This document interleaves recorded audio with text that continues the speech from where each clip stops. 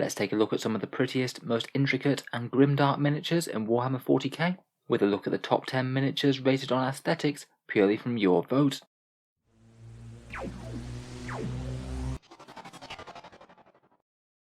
Hello and welcome back to Warspecs Tactics, where today we're doing something a bit different, and I thought it would be fun to explore some of the best looking miniatures across the entire Warhammer 40k range, the spectacular centerpieces that really make you go wow on the table. To make this a little bit more scientific than just my opinion, I put out a community post a week or so back, asking you guys who watch the channel what are your favourite miniatures in the game, and then basically went through every single response, totted up the amount of votes that each miniature got, and we find ourselves with a rough top 10 of some of the nicest looking miniatures in Warhammer. Let's jump straight in with it then, starting at number 10, Abaddon the Despoiler.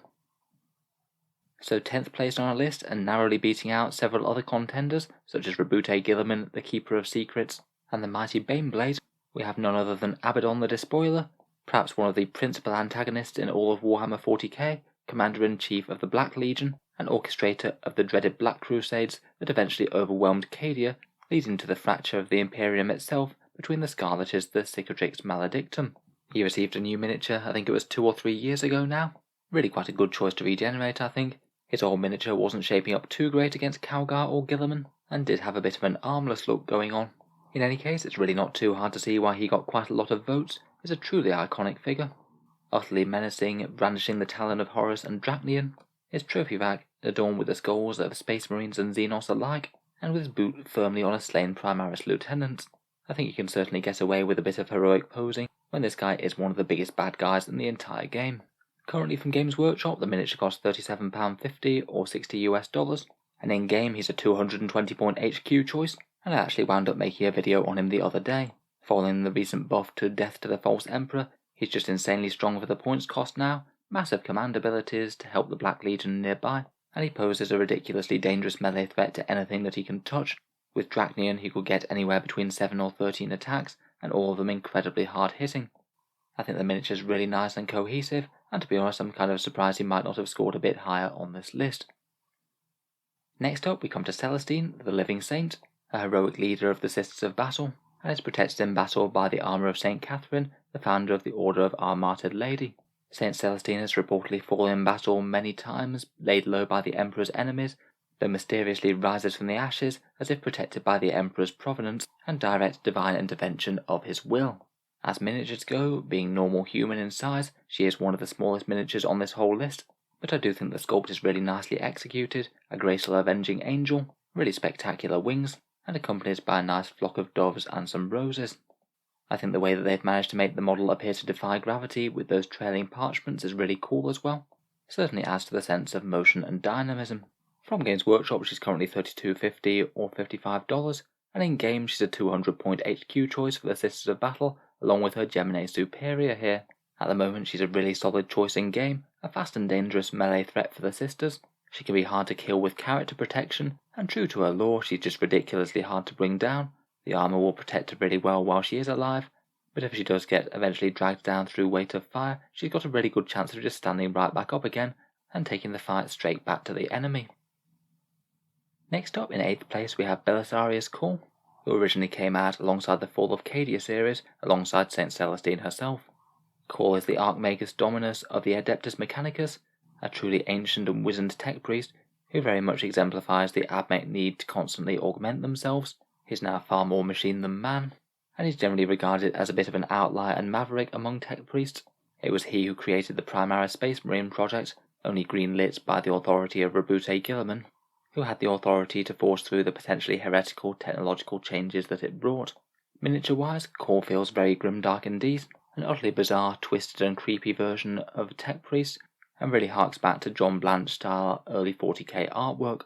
All sorts of extra mechanical limbs and appendages jutting from all over him, a bunch of sinister scuttling legs, hovering servo skulls, and his enormous axe and badge of office.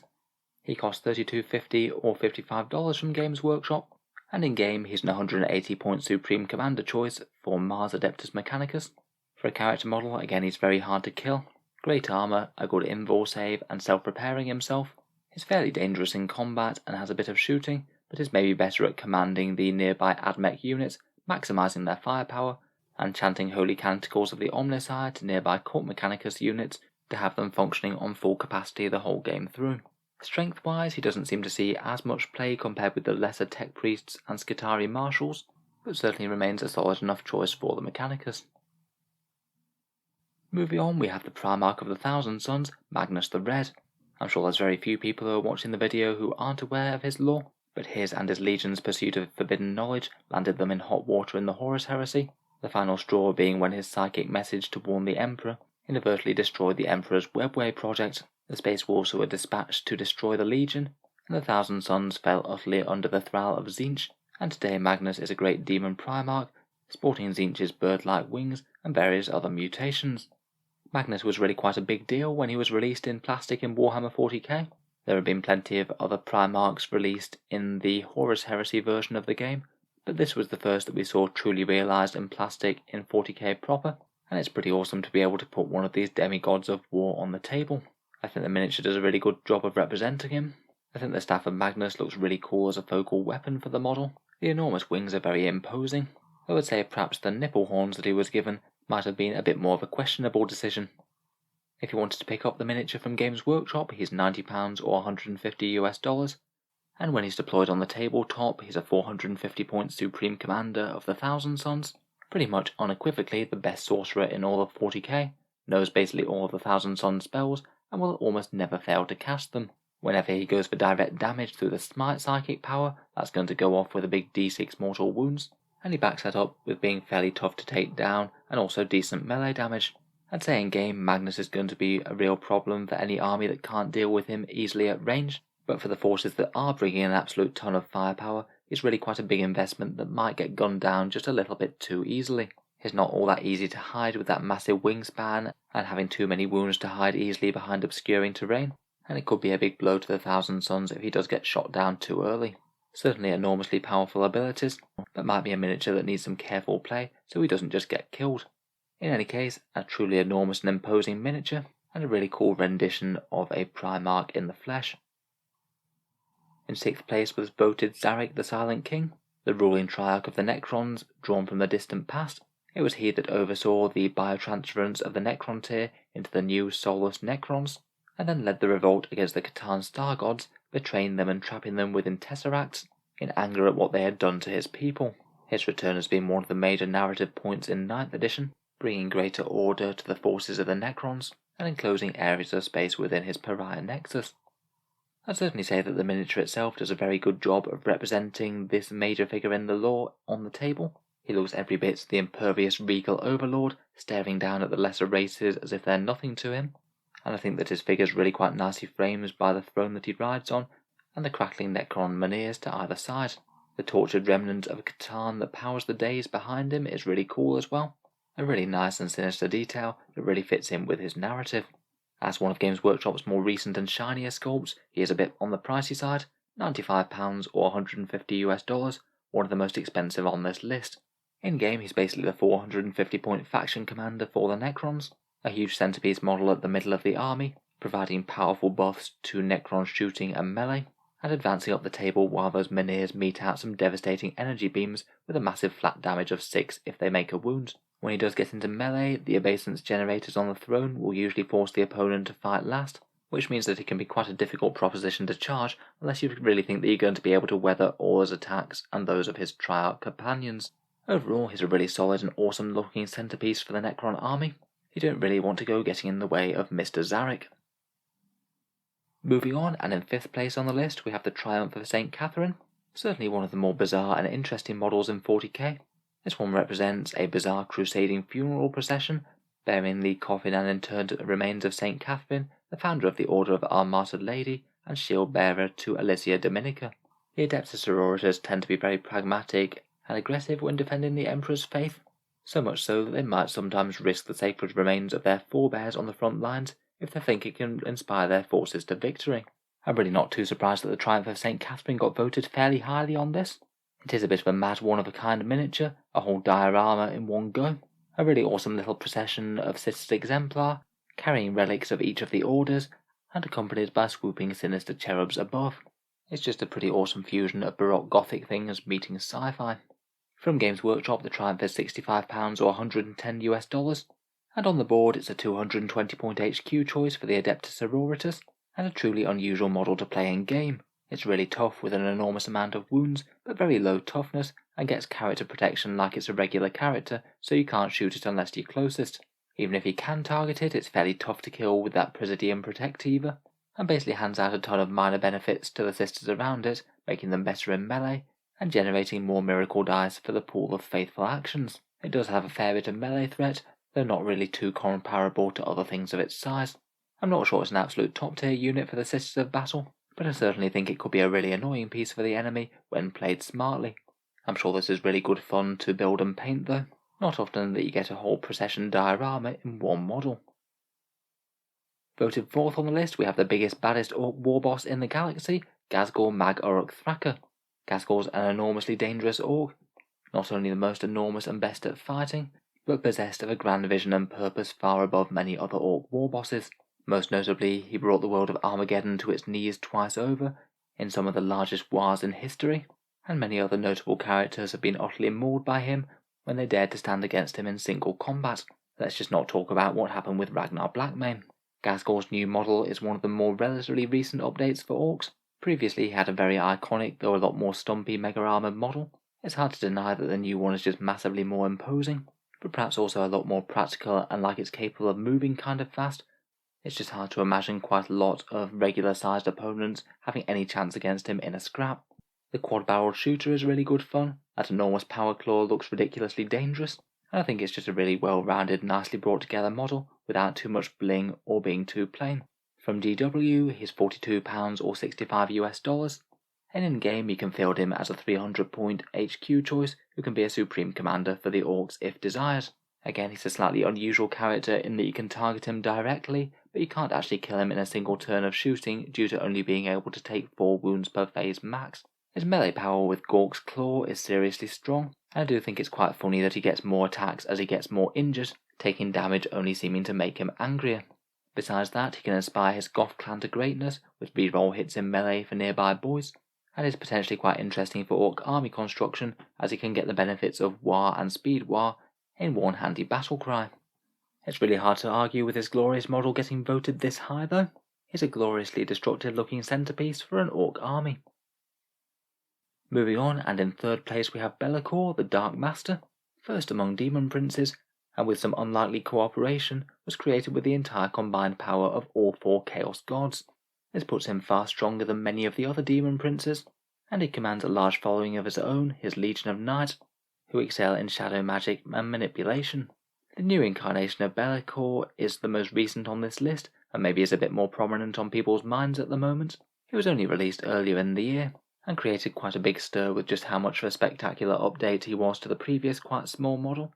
He's truly a darkly majestic looking demon, twisted bestial horns, chains hanging off his bat-like ragged wings, and dark fire flowing from his blade of shadows.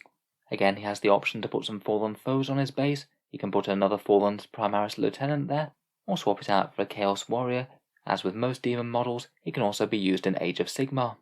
Again, being a relatively recent miniature, he is a bit on the pricey side, £89 or $140, and on the table he's a 360 point HQ choice for Chaos Demons, and perhaps one of the most scary and reliable melee threats in the game, as he's got a massive damage DV blade, and he gets the pretty rare rule of being able to ignore invul saves with it. He's particularly strong at killing characters. It's going to be very rare that anything normal size is able to survive a single round of combat against him, and it's not too bad at getting into the fray either, with a -1 to hit and wound at range, and the possibility to advance and charge if he's in a Slaanesh Demons detachment. In any case though, he's a pretty epic looking centerpiece model for a demon army, and I'm not too surprised that he got voted pretty highly. I do kind of wonder whether he might have a bit of a recency bias in his favour though, which might have bumped him up a few places compared with if he'd come out a bit earlier. So now we're into the top 2, and in second place we have Mortarion himself, Demon Primarch of the Death Guard, blighted and twisted by the Plague God Nurgle. Model-wise, I think it's fair to say that Games Workshop have done a good job of making him into the grim Angel of Death, while still keeping him as obviously a Space Marine, and paying homage to his Nurgle affiliation. Those great big insectoid moth-like wings with ragged holes torn in them, little hovering attendant with wings and a couple of Nurglings, bearing sensors and icons into battle, and his great bone-studded silence. Overall, putting everything together, he looks utterly malignant and threatening, and something you absolutely want nowhere near you. From GW, Mortarion costs £90 or $150, and in-game he acts as a 490-point Supreme Commander for the Death Guard. Decent command and psychic abilities, though nothing really compared with Magnus, but what he might lack with subtlety he certainly makes up for in raw might. He's just ridiculously hard to take down with his toughness 8, 4+ invul, -1 damage and feel no pain. A lot of units might just attack him and he can just laugh off the damage. When he strikes back, he'll be hitting with damage D3+3 melee, or can do sweep attacks for treble the attacks against hordes, and there's just really not going to be all that much that's going to be able to stand against him in 1-for-1 combat. Overall, I'd certainly say it's a solid enough choice for the Death Guard, though again maybe just suffers a little bit from single model syndrome. If the enemy army can manage to screen or ignore him somewhat, then you might well be keeping a fair amount of points out of the game. In any case though, he's a lovely centerpiece model, a magnificent credit to Nurgle's Decay. And finally we get to the model that won the 40k miniature vote. Narrowly beating out Mortarion is the Catan Shard of the Void Dragon. Part of the recent Necron release, this one represents another one of the major Catan awakening, and the Catan Shards represent fractured enslaved star gods. As we've already mentioned, bound to the Necron's will by none other than Mr. Zarek himself. The Void Dragon's long been a really interesting part of Necron backstory, a mysterious machine-orientated Catan, able to turn the war machines and technology of mortals against them, and there's rumoured to be a rather large shard of the Void Dragon on Mars itself, potentially the reason for so much technological innovation happening on the planet. In any case, it's really not hard to see why this deliciously creepy miniature often tops votes like this. I think they've absolutely nailed the otherworldly eldritch horror look. The Void Dragon's a logic-defying Lovecraftian nightmare, swooping down from the skies to mete out vengeance on unknowing mortals. There really are a ton of interesting things about the miniature, the glowing room where the face should be. I like the sculpted metal crown and wings, which don't look functional but appear to be holding him aloft. The interesting pixelated necrodermis belies of some sort of technology, as opposed to just out-and-out magic. And again, managing to have the whole thing soar as if weightless on those really little lightning rods is really cool, though I must admit I will be a little bit on the scared side to transport this guy. Miniature-wise, he's perhaps not as big as a few of the other things on this list, but from Games Workshop it is £68 or $110, which to be honest for an awesome centerpiece model like this, I was kind of surprised they didn't push out for a bit more. Maybe better value than some at least for a lovely new plastic sculpt. On the tabletop, he's a 350-point elite choice monster unit, being more of an enslaved god than an actual leader. The Necron Catan rules are quite good fun. Again, similar to Ghazghkull, their Necrodermis rule stops them from being killed too quickly, only taking a certain amount of damage each phase, and with their healing, that means that they'll often take at least 4 phases worth of damage to kill at the very least. Damage-wise, he's just generically dangerous, general-purpose melee, powers of the Catan to fire some mortal wounds around, and he's got a few very nice benefits against vehicles as well. Perhaps his main competition among the other Catan might be the Nightbringer. A few points more, but having again melee that completely ignores invul saves is very nice to have, though when you put the two models side by side on the tabletop, it's hard to imagine that the Nightbringer isn't looking on in envy. In any case, certainly a worthy winner. I'd fully agree he's certainly one of the best sculpts that Games Workshop has ever produced. So let me know your thoughts down in the comments below.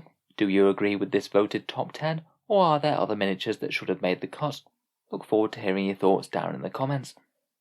If you've enjoyed the video, then feel free to subscribe to Auspex Tactics. I'll certainly keep the regular 40k videos coming, more usually of an in-game sort of nature, but it's good to do a few other things from time to time. Finally, if you have been enjoying all the videos on the channel, I would just like to mention one way in which you can help support Auspex Tactics and keep them coming, which is my Patreon link down in the video description below. Making all these videos does take a fair amount of time, and if you are enjoying them regularly, then any support is enormously appreciated. Channel patrons do get a fair few advantages, including seeing certain videos early, regular votes to see what sort of things happen next on the channel, and automatic entry into the regular prize giveaways with a chance to win some really big model kits each month. If any of that sounds good to you, or you'd just like to help support, the link's down in the video description. In any case, a massive thank you for listening, and I'll hope to see you guys next time.